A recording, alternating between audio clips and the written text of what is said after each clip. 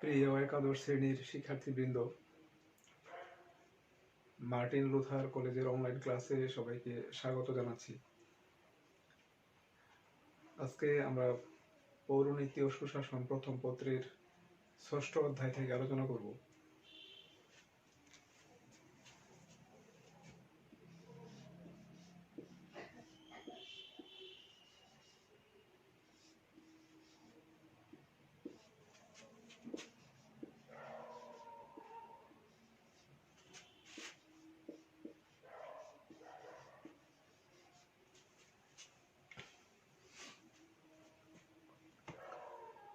আমরা আগে জেনেছি যে রাজনৈতিক দল হলো একটি বৃহৎ সামাজিক গোষ্ঠী, যার সদস্যরা একই রাজনৈতিক আদর্শে বিশ্বাসী হয়ে সুসংগঠিত হয় এবং রাজনৈতিক কর্মসূচি প্রণয়ন ও বাস্তবায়নের মাধ্যমে রাষ্ট্রীয় ক্ষমতা দখলের চেষ্টা করে। আর দলের মধ্যে যখন কিছু কিছু সদস্য দলীয় নীতি এবং কর্মসূচি বিশেষ বিশেষ ক্ষেত্রে দ্বিমত পোষণ করে অথবা সাধারণ স্বার্থের কথা ভুলে গিয়ে ক্ষুদ্র ব্যক্তি স্বার্থ উদ্ধারের চেষ্টা করে এবং ঐক্যবদ্ধ হয়, তখন তাকে উপদল বা কুচক্রী দল বলা হয়।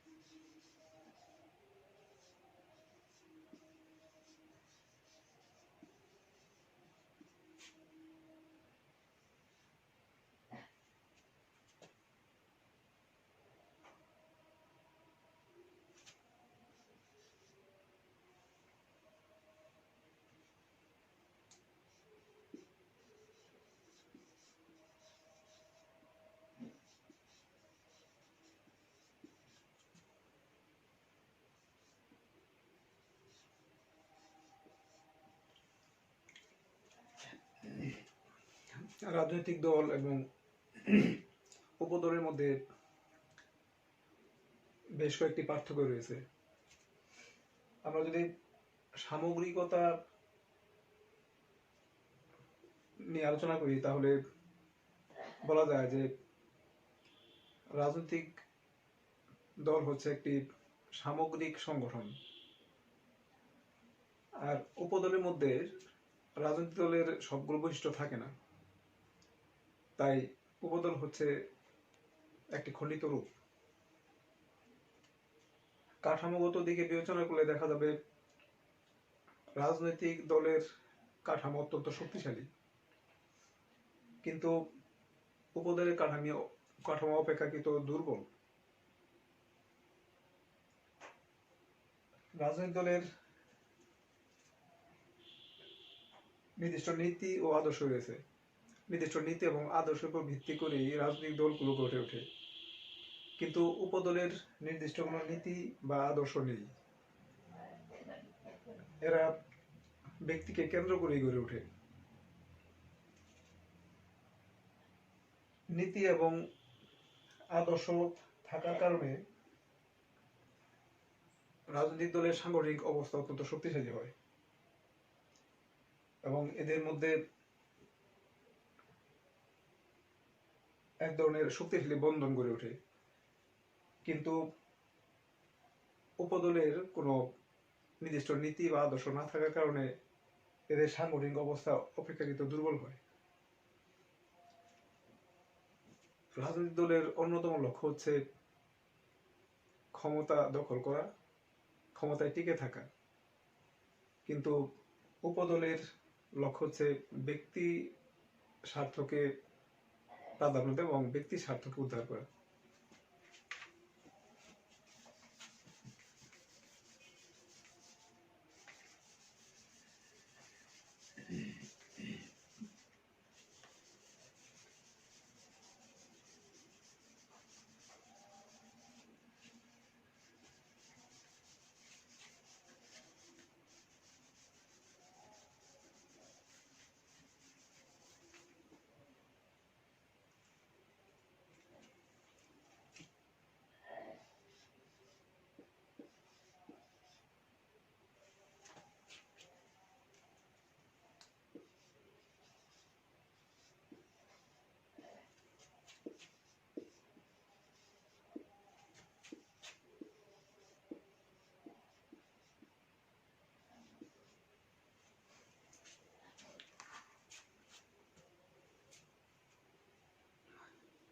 সংখ্যার ভিত্তিতে দলীয় ব্যবস্থাকে 3টি শ্রেণীতে বিভক্ত করা হয়।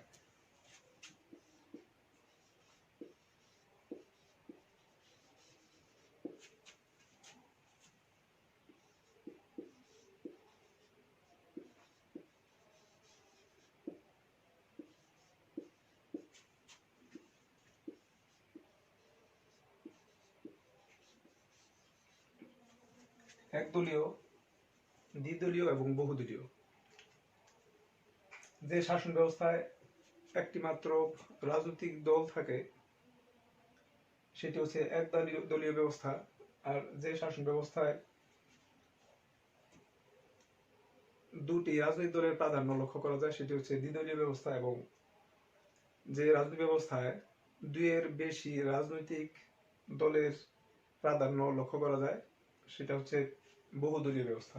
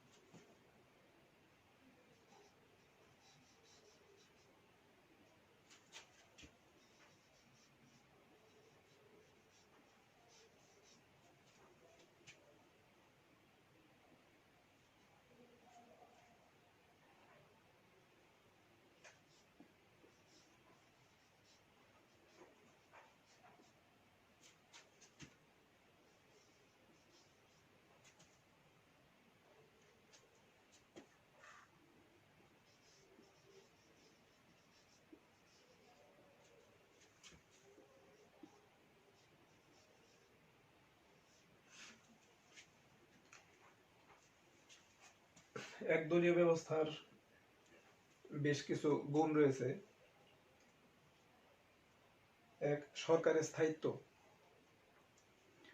একদলীয় ব্যবস্থায় ঘন ঘন সরকারের পরিবর্তন হয় না, সরকার স্থিতিশীল হয়। এই ব্যবস্থায় যেহেতু সরকার স্থিতিশীল থাকে তাই সরকারি নীতির ধারাবাহিকতা বজায় থাকে। রাষ্ট্রীয় ঐক্য ও সংহতি।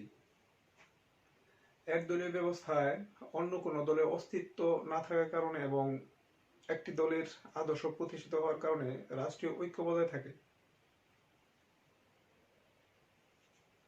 জরুরি অবস্থায় উপযোগী। একদলীয় ব্যবস্থায় কোনো প্রকার বিরোধিতা না থাকায় এবং জবাবদিহিতা না থাকায় সরকার যে কোনো জরুরি অবস্থায় দ্রুত ব্যবস্থা নিতে পারে। সামাজিক ও অর্থনৈতিক উন্নয়ন। এই ব্যবস্থায় সরকারের স্থায়িত্ব থাকে, বিরোধী দল না থাকায় কোনো প্রকার বিরোধিতা থাকে না, ফলে দেশের সামাজিক এবং অর্থনৈতিক উন্নয়ন ত্বরান্বিত হয়। দলীয় শৃঙ্খলা। এই ব্যবস্থায় দলীয় প্রধানই সকল ক্ষমতার অধিকারী থাকে। এখানে কারো বিরোধিতা করার সাহস থাকে না, তাই সকলকে দলীয় শৃঙ্খলা মেনে চলতে হয়।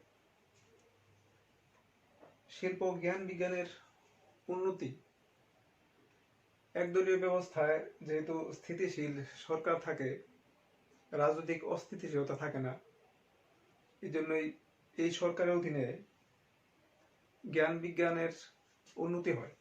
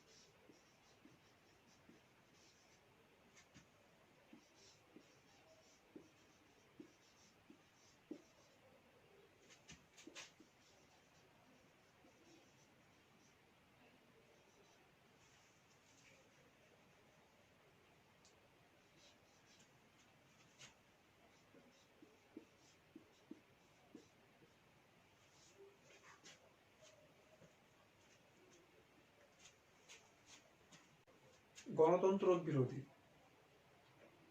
একদলীয় ব্যবস্থায় জনগণের স্বাধীনভাবে রাজনীতিতে অংশগ্রহণ করার সুযোগ থাকে না, তাই এই শাসন ব্যবস্থা গণতান্ত্রিক রীতিনীতি বিরোধী। ব্যক্তি স্বাধীনতা বিরোধী। এই ব্যবস্থা ব্যক্তি স্বাধীনতা বিরোধী।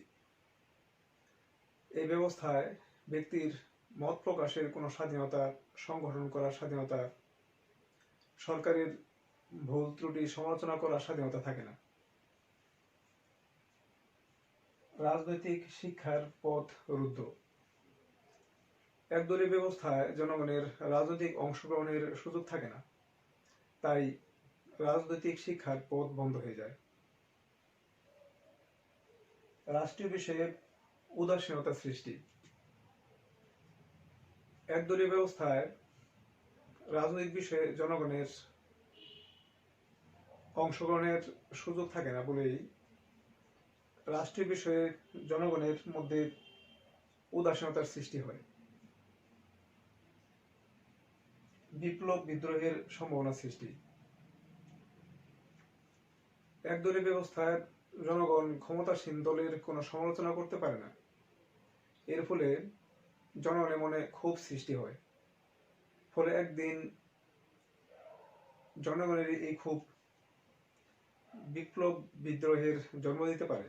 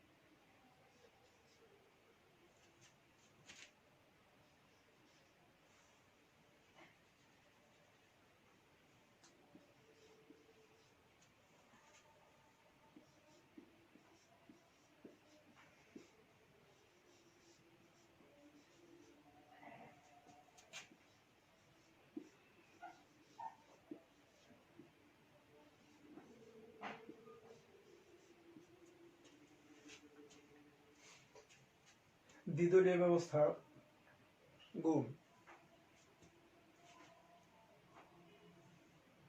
সহজে সরকার গঠন।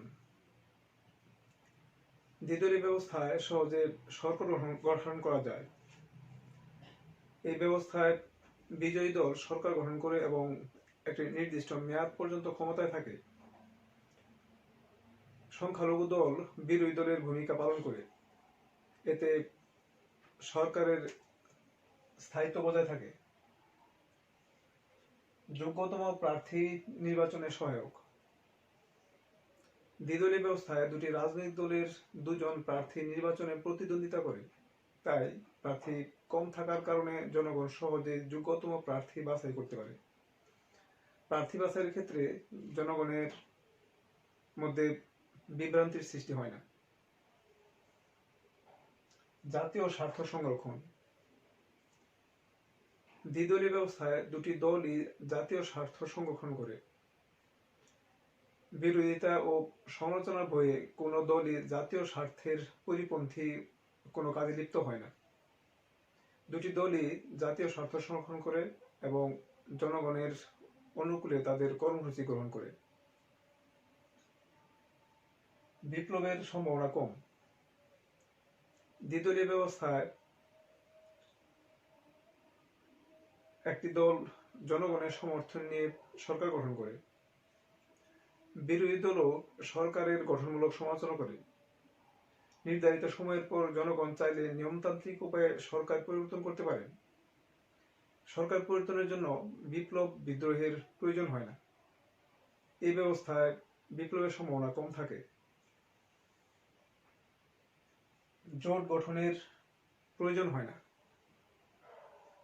দ্বিদলীয় ব্যবস্থায় দুটি শক্তিশালী দল থাকার কারণে নির্বাচনের জোট গঠনের প্রয়োজন হয় না। ক্ষমতাসীন দলকে অন্য কোনো দলের মুখাপেক্ষী হতে হয় না। শক্তিশালী সরকার গঠন করতে পারে এবং নিশ্চিন্তে সরকার পরিচালনা করতে পারে।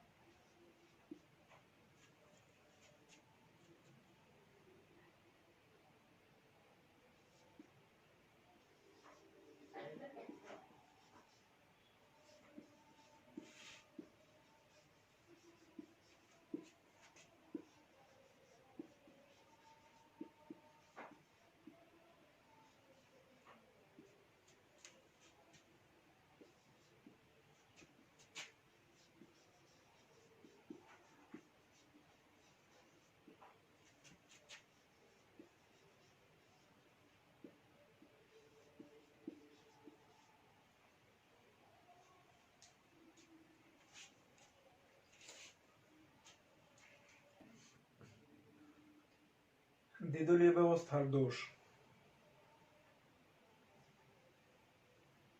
সব মত প্রকাশিত হয় না। একটি দেশে শুধুমাত্র দুই আদর্শের বিশ্বাসী মানুষ থাকবে এমনটি নাও হতে পারে। সেক্ষেত্রে অন্যান্য মতামত প্রকাশের সুযোগ থাকে না।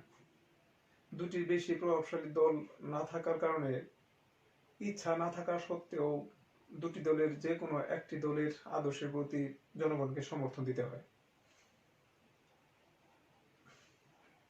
মন্ত্রিসভার একনায়কত্ব। দ্বিদলীয় ব্যবস্থায় একটি দলের শাসন প্রতিষ্ঠিত হয় এবং আইনসভা একটি দলের আজ্ঞাবহ সংস্থায় পরিণত হয়। এর ফলে মন্ত্রিসভায় একনায়কত্ব প্রতিষ্ঠিত হয়। রাজনৈতিক শিক্ষার প্রসার হয় না। দ্বিদলীয় ব্যবস্থায় দুটি দলের নীতি এবং কর্মসূচির প্রাধান্য থাকে। ফলে এই দুটি দলের বাইরে কোনো শক্তিশালী বা উল্লেখযোগ্য দল বিকশিত না হওয়ার কারণে মধ্যপন্থী মতামতের কোনো বিকাশ ঘটে না। তাই জনগণের রাজনৈতিক শিক্ষার প্রকাশ ঘটে না।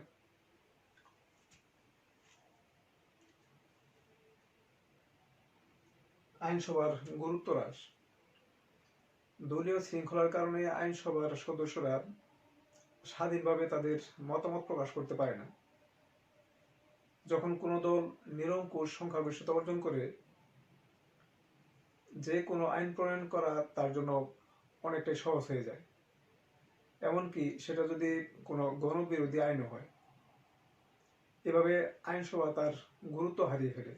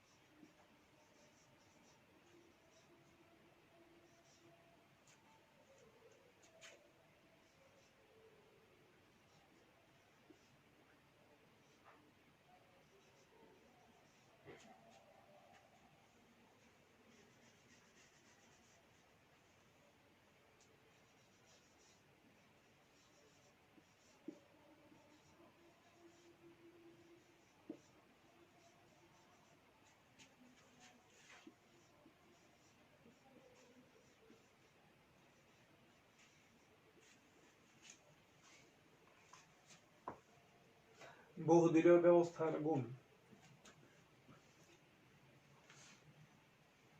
একটা গণতান্ত্রিক রাষ্ট্রে যখন দুইটির বেশি দল রাজনৈতিক ক্ষমতা লাভের লড়াইয়ে কার্যকর ভূমিকা পালন করে, সেটাই হচ্ছে বহুদলীয় ব্যবস্থা।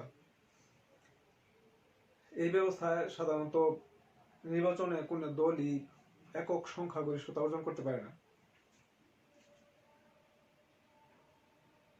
বহুদলীয় ব্যবস্থার অন্যতম গুণ হচ্ছে সুষ্ঠু জনমত প্রকাশে সহায়ক। বহুদলীয় ব্যবস্থা সুষ্ঠু জনমত গঠনের ক্ষেত্রে অত্যন্ত সহায়ক, কারণ এই ব্যবস্থায় বিভিন্ন রাজনৈতিক দলের উপস্থিতি থাকার কারণে জনগণের মতামত এবং বহুমুখী এবং বৈচিত্র্যময় হয়ে থাকে, ফলে সহজেই সুষ্ঠু মতামত গড়ে ওঠে।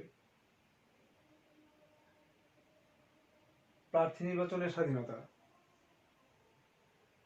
বহুদলীয় ব্যবস্থায় জনগণ অনেক প্রার্থীর মধ্য থেকে তার পছন্দ মতো প্রার্থীকে ভোট দিতে পারে। একদলীয় বা দ্বিদলীয় ব্যবস্থায় যেমন জনগণ ইচ্ছা করলেই তাদের পছন্দ মতো প্রার্থীকে ভোট দিতে পারে না।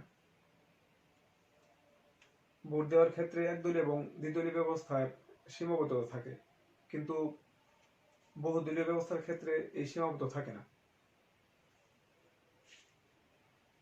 রাজনৈতিক শিক্ষার প্রসার। বহুদলীয় ব্যবস্থায় প্রায় সব জনগণই নিজেদের মতাদর্শ অনুসারে কোনো না কোনো রাজনৈতিক দলের সমর্থক হয়ে থাকে। দলের ব্যাপারে তাদের আগ্রহ থাকে এবং অনুপ্রেরণার সৃষ্টি হয়, ফলে জনগণের রাজনৈতিক শিক্ষার প্রসার ঘটে। সমস্যার বহুমুখী সমাধান। বহুদলীয় ব্যবস্থায় দেশের বিভিন্ন সমস্যা সম্পর্কে বিভিন্ন ধরনের সমাধানের উপায় সম্পর্কে জানা যায়, ফলে সমস্যা সমাধান করতে অনেকটাই সহজ হয়। সংখ্যাগরিষ্ঠ দলগুলোর জন্য সহায়ক। গণতন্ত্রে নির্বাচনের মাধ্যমে সংখ্যাগরিষ্ঠ দলগুলো কখনোই সরকার গঠন করতে পারে না, কিন্তু বহুদলীয় ব্যবস্থায় ছোট দলগুলো কোয়ালিশন সরকার গঠনের মাধ্যমে ক্ষমতার রাজনীতিতে অংশীদার হতে পারে।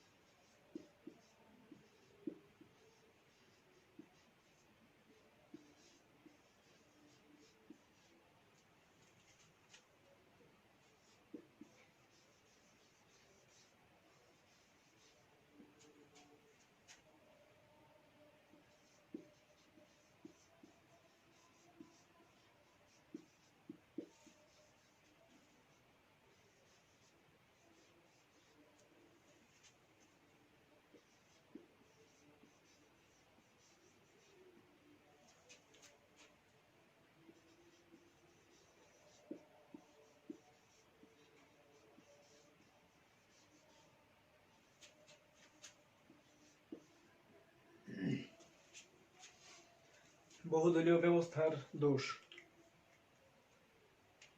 সরকারের স্থায়িত্বহীনতা। বহুদলীয় ব্যবস্থায় কোনো দলই একক সংখ্যাগরিষ্ঠতা অর্জন করতে পারে না, তাই কয়েকটি দল নিয়ে কোয়ালিশন সরকার গঠন করে। এই জন্যই দলগুলোর মধ্যে যে কোনো বিরোধ দেখা দিলে সরকার ভেঙে পড়ে। যোগ্য প্রার্থী বাছাই অসুবিধা। বহুদলীয় ব্যবস্থায় বিভিন্ন রাজনৈতিক দল নিজ নিজ আদর্শ এবং কর্মসূচি নিয়ে ব্যাপক প্রচারণা চালায়। এতে জনগণ যোগ্য প্রার্থী বাছাই করতে গিয়ে বিভ্রান্ত হয়ে পড়ে। প্রকৃত যোগ্য প্রার্থী বাছাই এবং নির্বাচন করতে জনগণের সমস্যা সৃষ্টি হয়। সামরিক হস্তক্ষেপের সম্ভাবনা। বহুদলীয় গণতন্ত্রে সরকার যদি কোয়ালিশন সরকার হয় তাহলে বেশিরভাগ ক্ষেত্রে দুর্বল হয় এবং ঘন ঘন সরকার ভেঙে যায়। উন্নয়নশীল দেশগুলোতে এবং এশিয়া, আফ্রিকা এবং ল্যাটিন আমেরিকার দেশগুলো যেগুলো দ্বিতীয় বিশ্বযুদ্ধের পর স্বাধীন হয়েছে, সেসব বহুদলীয় গণতান্ত্রিক দেশগুলোতে ঘন ঘন সরকার পতনের ফলে সামরিক বাহিনী রাজনীতিতে হস্তক্ষেপের প্রবণতা লক্ষ্য করা যায়। জাতীয় স্বার্থ উপেক্ষিত হয়। রাজনৈতিক দলের অন্যতম বৈশিষ্ট্য হলো জাতীয় স্বার্থ সংরক্ষণ করা, কিন্তু বহুদলীয় ব্যবস্থায় রাজনৈতিক দলগুলো যে কোনোভাবেই ক্ষমতা দখলের প্রতিযোগিতায় লিপ্ত হয়। ফলে অনেক সময় দলীয় এবং ব্যক্তি স্বার্থকে জাতীয় স্বার্থের উপরে স্থান দেওয়া হয় এবং জাতীয় স্বার্থ ভুলুণ্ঠিত হয়।